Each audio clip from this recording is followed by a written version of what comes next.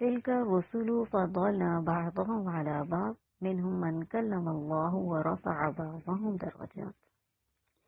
یہ رسول ہیں جن میں سے ہم نے بعض کو بعض پر فضیلت دی ہے، یعنی ایک دوسرے کو فضیلت عطا کی. کس طرح سے کہ نبی کریم صلی اللہ علیہ وسلم کو اللہ نے نبی کریم صلی اللہ علیہ وسلم کو اللہ نے امام الانبیاء بنایا.